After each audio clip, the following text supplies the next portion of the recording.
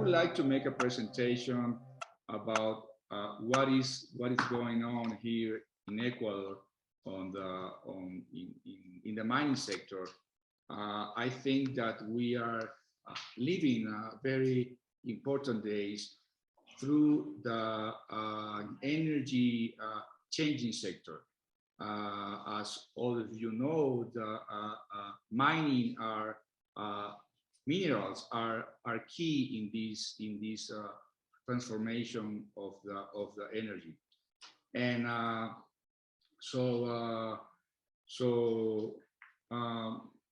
would like to explain first that we are working in a very deep national plan in the mining sector.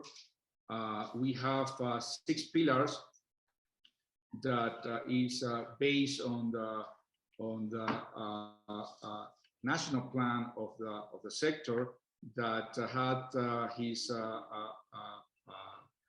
roots in the decree 151 that the President Lasso signed it in August 2021.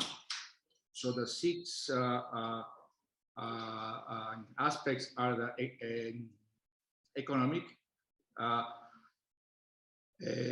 environmental, and social sustainability. This is very important. As the ambassador mentioned, we are working together, and this is I think this is a key thing.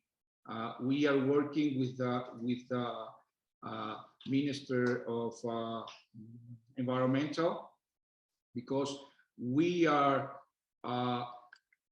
promoting a sustainable mining. That's the only way that we can do mining in Ecuador, and that's the way that we, as a country, we are working on laws and also in regulations, investigations and development. As a country, you will see that we are investing at least $20 million in geophysical investigation in order to understand where are the anomalies, where to find the minerals in Ecuador. I will mention that.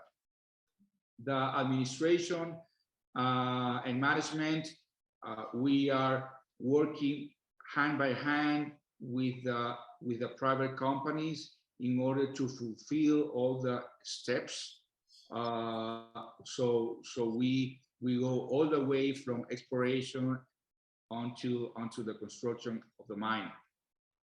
The regulation controls, and also one of the things that we have problems that same of our countries in South America is the illegal mining. We are working together also with the Ministry of Defense on this matter, and the legal framework. So, as I mentioned, the Executive Decree 151, the President prepared a strong document of how we see the mining sector in Ecuador. We present a regulatory framework, and we also assure a legal certainty in this matter. We are prone to the private investments, let's say, not only for the big projects, but also for the small mining projects. Eradication of the illegal mining, as I mentioned before, we are working together with the Army Force and the police, as we have the same issues than Colombia and Peru. However, we are working together very hard and give the support for the private companies and also to the sector. Transparency, this is a key value of our country. We have a Secretary of transparency in our government. We are promoting the bid process for when the catastrophe is open. I will tell you later on. Will be very transparent, and I am very happy about that. Responsible mining, as also we are looking forward to sustainable mining. Okay, let's talk about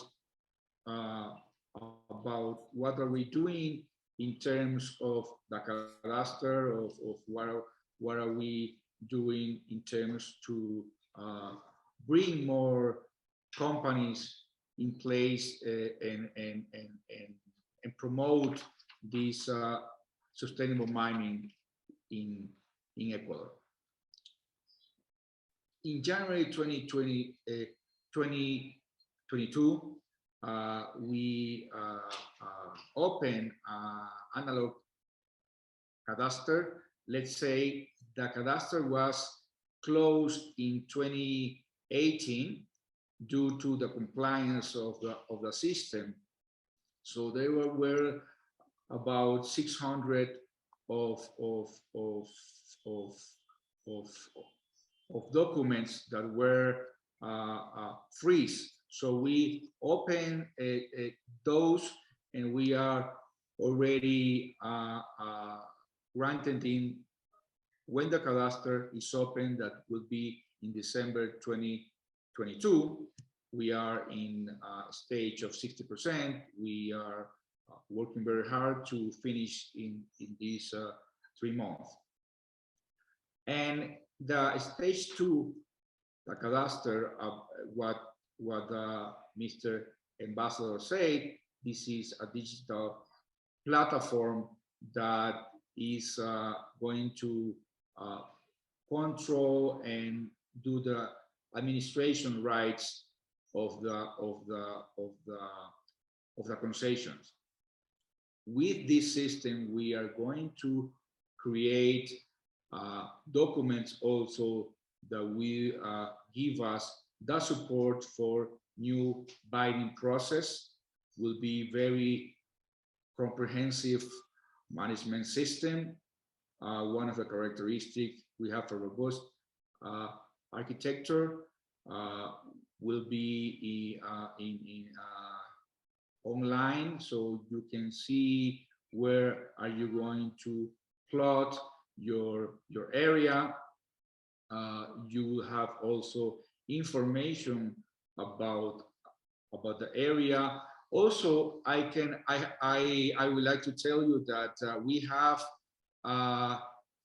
data, geological and geophysical data in our archive. We have an institute of geology that if you may want, you can visit it and you can ask for information in advance.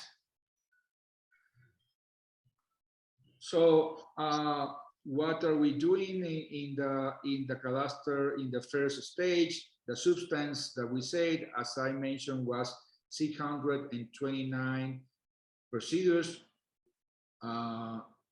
We are in the phase of certification of documentation, and we are going to finish in December 2022. 75 medium and large mining requests. There are several companies that are already here in Ecuador, so the investment will be around $225 million. There are also a small and artisanal mining, 385 requests. The new bidding process, and this is one of the things that a lot of the international companies ask, to revise the actual document. So we are working and in the first draft, and actually I just have a meeting that we are going to do the process of consultation of the sector. We are working with the U.S. Embassy in order to do this. Actually, we just finished. This is um, an instruction document how to rate the companies that are willing to bid on the concessions for metallic minerals. So what are the new instructions on the bid process? A comprehensive document, a transparent, efficient management. So we are going to evaluate this. We are going to evaluate also the strategic of the basic social intervention in the areas for the company. So the company have to prove how well are they doing in their internal politics, how to deal with the communities. One of the things that we have seen that a lot of companies, a lot of mining companies are very well known in their technical practice, but it's very important for in the promotion of the sustainable mining is to have companies that are real serious in the social and the communities, how they deal with the relationship. So we are going to give a good point in that matter. Also, the good practice, we are going to create a new method for the technical and economical evaluation. This is an issue that a lot of companies ask us, and we have been working with the Chamber of Mining, hearing from them. So we are trying to actually comply with a good practice on that matter. The technical offer, we are also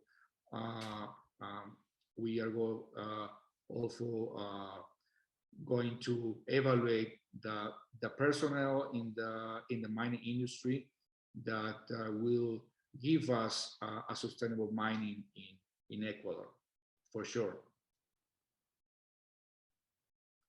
Okay, so what are we done already in the exploration phase? We work together with the Ministry of Water and Environmental. That's MATE in Spanish. Before we have the possibility, or the company has the possibility to work in 30 platforms for each concessions. However, with exceptionality, a maximum of 20 platforms. However, we were working for the last 6 months, and we have already a new document that the company can increase the platforms for 60. So this is very important because, as you may know, there are several geological features at the site that need to be evaluated more in detail in order to study more the geological features in the subsoil and the minerals. So this is very important. So we double this. So one of the things that we are working together with the presidency of Ecuador is is try to promote a work, a very professional work for the companies with us and with the social with the within the territory. As I mentioned you before, one of the issues that we have in the past is that several companies did not perform well in the communities, and that will give us a lot of problems, legal actions against the project, and we need to mitigate that. So we want to pay attention on this, and this is one of the things that we are working as a country in the conflicts and issues. One of the things that we did already is that was in place in the Decree 151 is we create a public-private mining advisory council. So I don't know if you may notice, you can see here the ambassador of England here in Ecuador, and also the ambassador of Canada, myself, and we have already placed the advisor directory.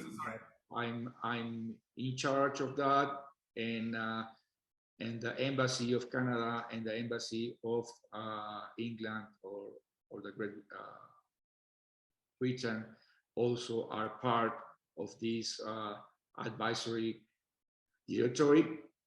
And also we have a representative of a management committee. And the committee, as you may see in the next plot, we ask for several entities. So we ask for the local governments, the decentralized autonomous government. So it was selected El Cantón La Troncal, and we also invite the Mining Chamber of Ecuador. Also, we invite the Chamber of Small Mining, and we invite two companies from the large-scale mining. We invite two companies from small mining, and we also invite companies for the non-metal mining, and also the academia. So the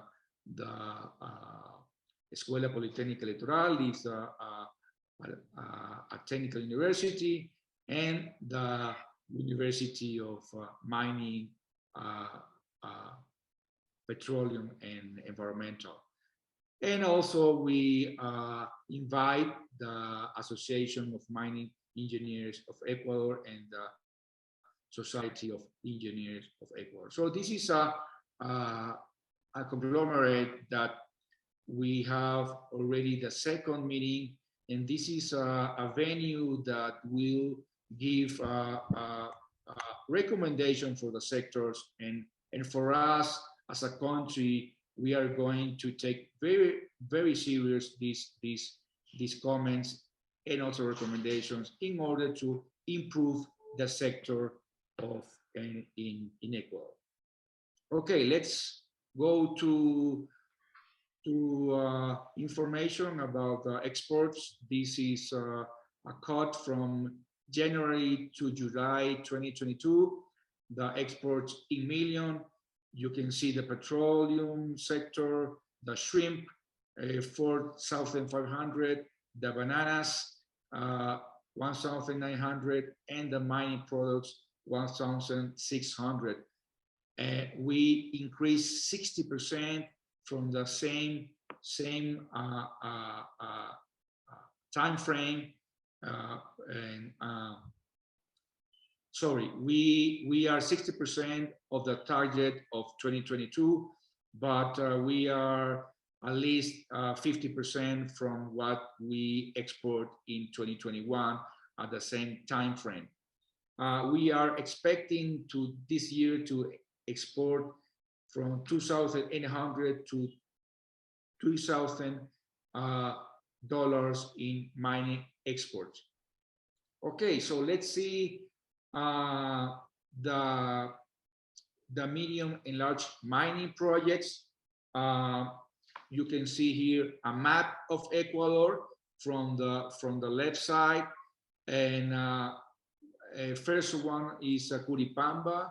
This is a project in province in the Bolivar province with investment of a capex of $323 million. It's an open pit, and on the ground the resources, it's 3.2 million tons of gold with a rate of 3 grams per ton, and copper is around 2.6% of copper. Then we have Loma Larga, is in the province of Azuay. It has a reserve, a proven reserve of 14 million tons with a rate of 5 grams per ton of gold, and a copper 0.29% of copper. And let's see, the other one is La Plata, is at Cotopaxi province. Okay, so Loma Larga will invest $400 million, and you can see at the table when it's going to begin the production. Almost the 5 of them will be in the start of the construction of mine in 2023, next year, and the production you will see on the last vertical line in the production. So one of them is an important project for us, is Cascabel. Cascabel is a number 6, is in Imbabura, in the northern area of Ecuador. The capex will be around $5,000 million. The beginning of the construction will be in 2024, and it will be a huge project. It has 1,470 million tons of copper, and also it has gold, and it's a very important project. Also, you can see that Ruta del Cobre, also number 5, is in Azuay province. The capex is $2,500 million. It will begin also the construction in 2023 and the production in 2025. So if we can see this, when the production will be in place in a different plot, you can see here a time frame of the exports in the mining sector. So you can see here in 2024, Curipamba, Loma Larga, La Plata is going to be in production. And then in 2025, 25, Ruta del Cobre. In 2027, sorry, in 2026, Mirador Norte. Mirador is already a mine, but they found a new open pit, so they will increase the double of the production that what they are doing nowadays. In 2027, you will see Guarinza project in Cascabel 2029. So in 2030, sorry, in 2030, we are expecting to export at least 9,000 millions of dollars and you can see that this is going to increase because I'm just evaluating 7 projects that actually we have at least 22 projects are in exploration that will change on phase in the next years. And so from 21 to 25, we expected investment on the mining sector in Ecuador around $15,000 million in Ecuador in the mining sector. So that there will be a lot of possibility to suppliers and materials. So you can see here in this plot the investments when will be in place. I'm going to pass that. And this is the mining potential of Ecuador. As the ambassador said, there's a great opportunities in Ecuador because we still need for exploration. Only about 10% of the surface of Ecuador has been exploring. However, we already identified 8 areas that has a high potential in mining. So we say distritos mineros. So you can see here the numbers. I'm also plotting the protected areas, environmental protected areas. If we consider the environmental protected areas, we still have 3 million of hectares that represent 48% of the territory to be explored in concession within the areas that we think that has a potential in the to find mining or minerals. So we still have a lot of work to do. This is one of the things that I mentioned you before. We are investing at least $20 million in geophysics investigations. We are going to do survey, an aerial survey with airborne, doing magnetometry and in order to evaluate the mining, the minerals, where we can find the minerals. So you can see that we are trying to cover all the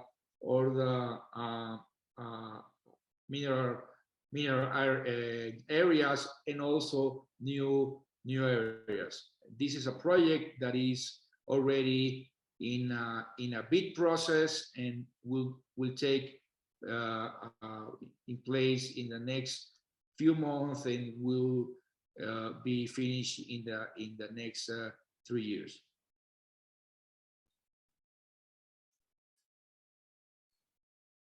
Okay, so one of the interesting things in Ecuador is that 87% of the energy that we generate came from water, green energy. So this is very important for the projects, and I have been talking with a lot of investors, and these are key. And we have the lowest rate of kilowatts per hour in the region. This is very important because, as you may know, this sector consumes a lot of energy. So this is very attractive. And I'm also plotting several industrial projects, as you can have a reference.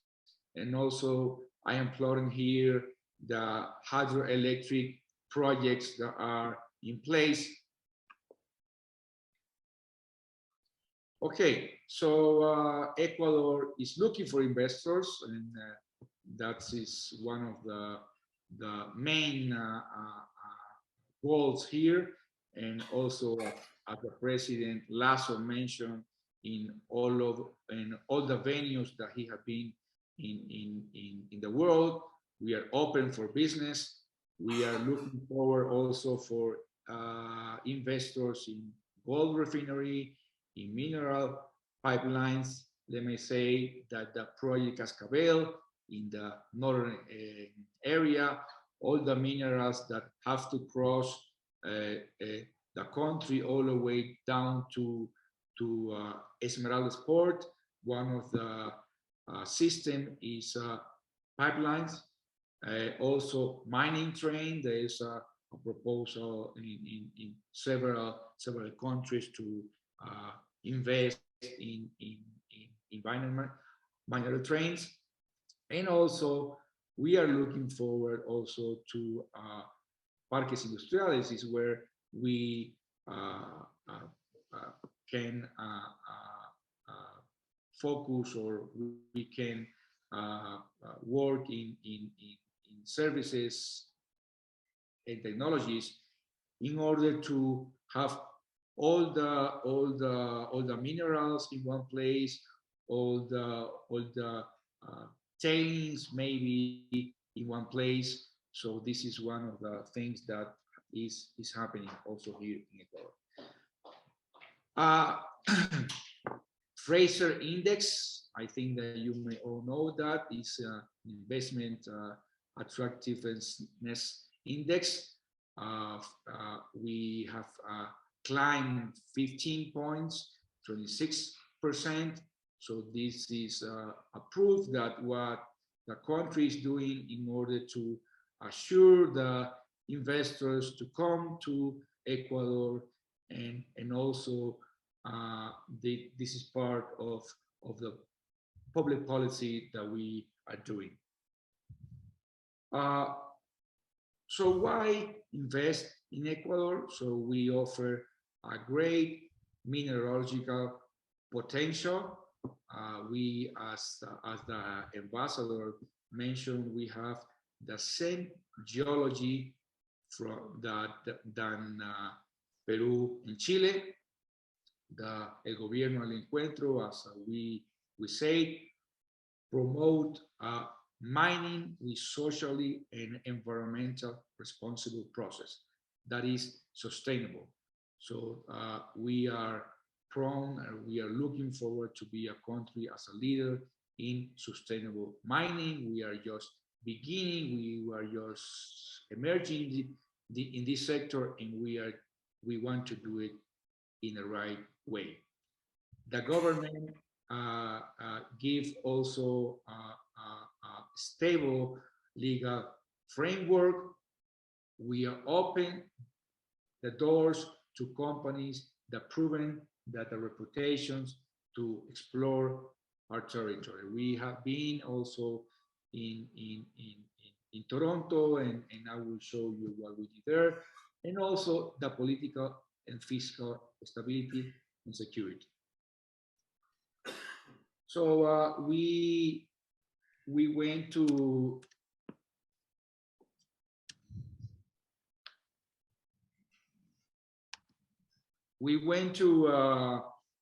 PDAC in June, and we were there with the Vice Ministry of the Production. We were with the Vice Ministry of Environment. I was there as a Ministry of Energy and Mining and Mining. So this is a very interesting thing because it's the first time that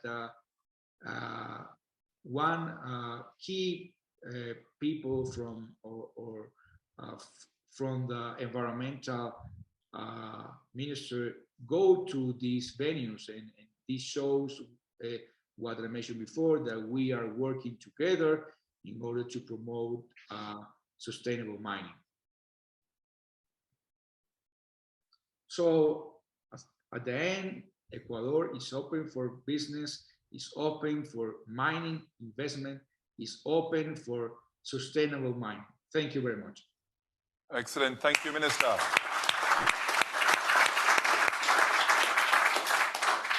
Okay, so look, we're going to ask the Minister some questions. He can only hear you if you've got a microphone. So we've got a microphone that we can pass around. So when you have a question, please raise your hand, state your name and your company, and then we can ask the Minister the question.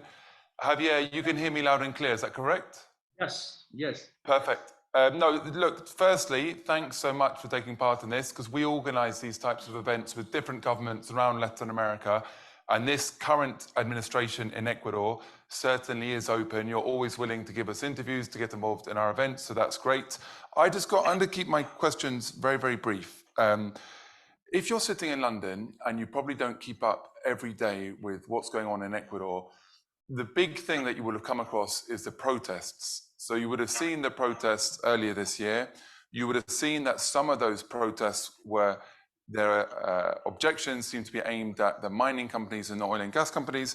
And you probably would have drawn the conclusion, Ecuador, it might be open for business, but it's a difficult country to develop mining projects because you've got this percentage of the population, I'm not sure, is it 10%? I'm not sure if it's 20%, that seem violently opposed to mining. What would your view on that be, Javier? Because that's how someone could see it from over here. Well, it's 8%, but I don't think that 8% is against mining.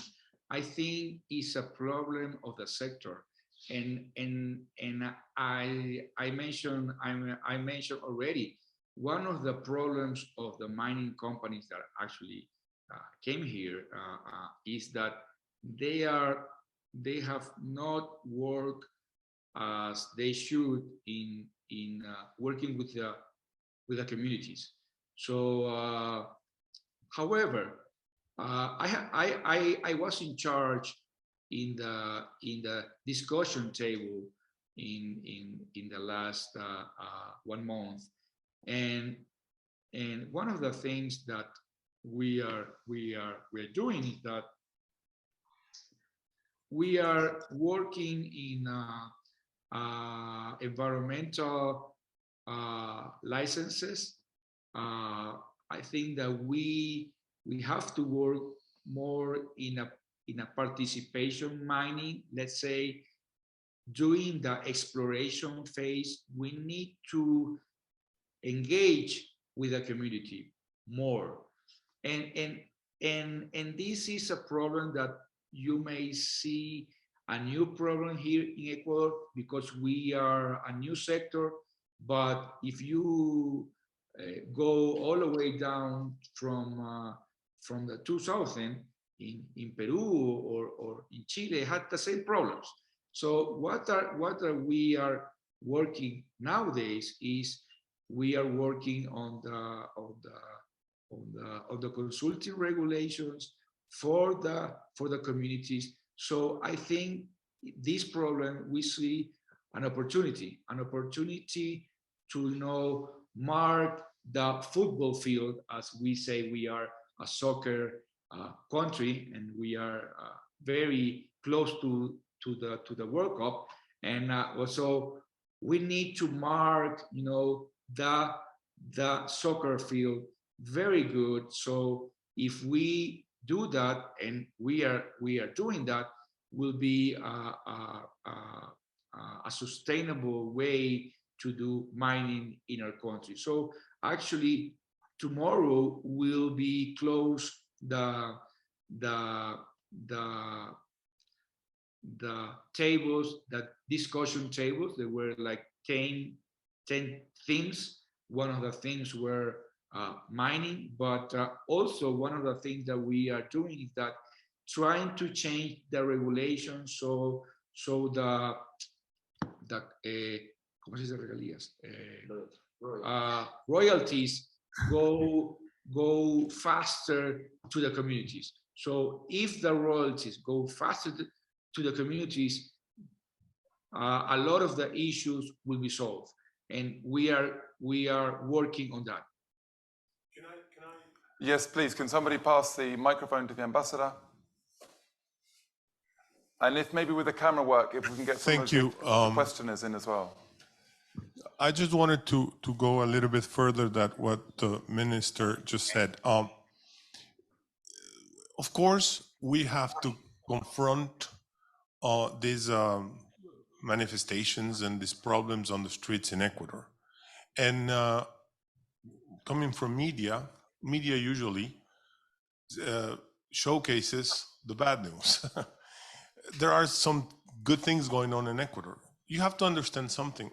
As the minister was saying, there's an 8% of the population that is very active in terms of all these activities.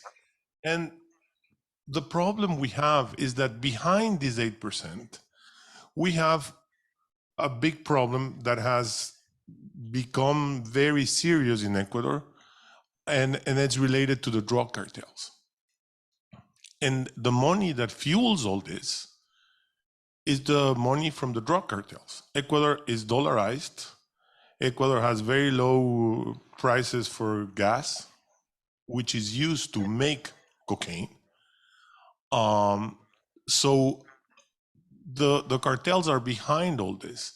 And I was participating the other day, and I was invited to an event of a different country, of a different Latin American country. And the government, what it's trying to do is to promote legal and solid and formal mining. Because if you don't go there formally with, environmental regulations and all that, the illegal miners are going to go there. So it's key for the development of the sector to have legal mining. Of course, the companies, as the minister was saying, have to be more involved with the community. There's a lot of things that need to be done there because, as everybody knows, there's a lot of poverty in Ecuador. But if we get those, I just wanted to tell you some more things. After the demonstrations, the government set up 10 discussion rooms, the tables that the minister was referring to, in order to address issues that were, put on the table, on the different tables, but by the indigenous communities. One of them, of course, was mining, and I of course, I'm not involved there. The minister just was. Tomorrow they're going to sign an agreement, and it's totally understandable. What these people want, from what I just heard, is that the royalties from the mining do not stay at a national level in the government or the state, but it goes directly or more efficiently to the communities. If that's agreed, then not only you would not have demonstrators against the mining projects, the serious mining projects, but you'll have people that will actually defend those projects. So it's key that all stakeholders, the government, the communities, and the mining companies promote and work together in order to get this done. I mean, that's another good point that the minister raised, is that the international natural resource companies that have been present in Ecuador haven't always done a great job. And, there's been examples in the oil and gas industry going back to the 60s or 70s, and some with mining companies. And so it's not just the case of the communities being at fault. But I've got one more question. If I was to stretch your footballing metaphor, and probably stretch it horribly, but your administration inherited a country with two, what we would call professional, medium to large scale working mines. So you inherited a country that had Mirador and had Fruta del Norte. When this administration finishes, how many more of these mines will you have added? How many more goals will you have scored? As I mentioned you before during the presentation, our goal our target is to these 7 projects. Next year, 4 of them will begin the construction of the mines, and the other 3 of them will begin in the 2024. So at the end of the period of President Lasso, he will be increase 3 times the amount of the industrial mining projects here in Ecuador. And also we are going to give a strong cadastre, a strong regulations, transparent procedures, so that sector can be confident to invest in this sector, in the mining sector in Ecuador. Minister, we've got a deluge of people asking for your presentation, so I think your team might have to be quite busy handing out that presentation. It seems quite in demand. Are there any further questions from the floor? We've got, please, a microphone at the front here for.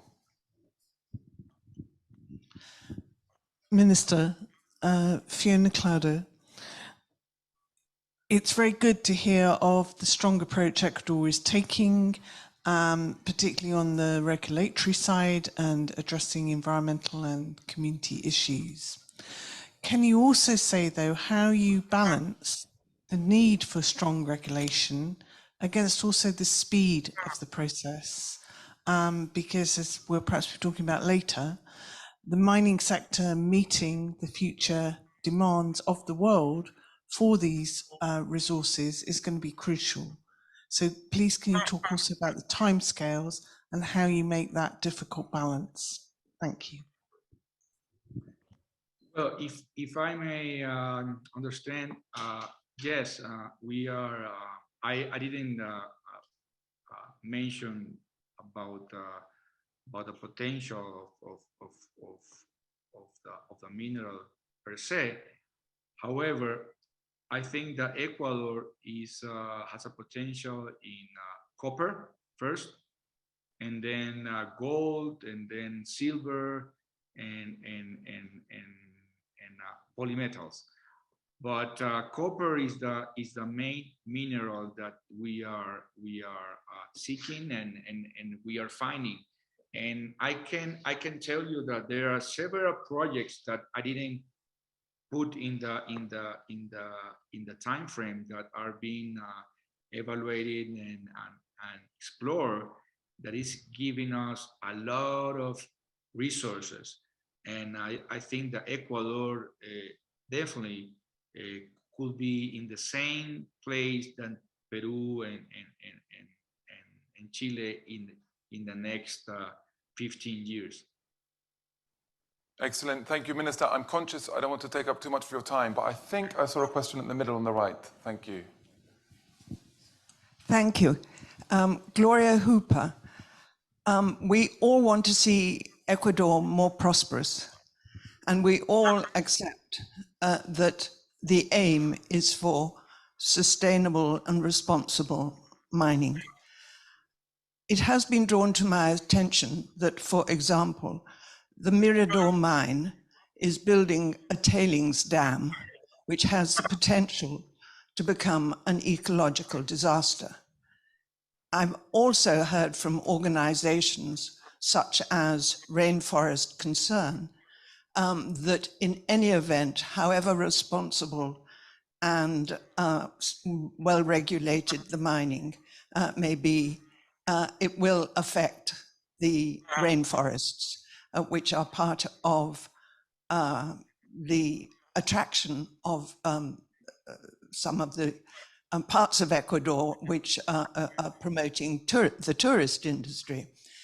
So please, could you explain the system that you have for monitoring compliance with the regulations which you have put in place? Thank you. Very good question. Actually, I am a civil engineering and I have a PhD in geotechnical engineering. So you touch one of my roots here. And when before I was the Minister of Energy and Mining, I was the Vice Minister of Mining. And one of the things that I did is to evaluate the Tundaime dam. Is in Mirador, and what of the what are we have been doing that they contract an international consulting firm to evaluate the assurance and the stability of the dam. So nowadays, I can tell you that in this administration, in this government, we are taking seriously the risk and the insurance and the sustainability. So they are what they are doing nowadays is they are changing the dam configuration in order to increase the assurance, decrease the risk, and also we are working with the environmental ministry to correct some issues that they have. You have to realize that this project, the construction of the project begin and or the production of the project begin in 2019 before we were a government. However, as I mentioned before, risk, sustainability, we are taking seriously, and we are forcing them to do changes in order to increase the assurance of the dam, and we are working together with the environmental ministry.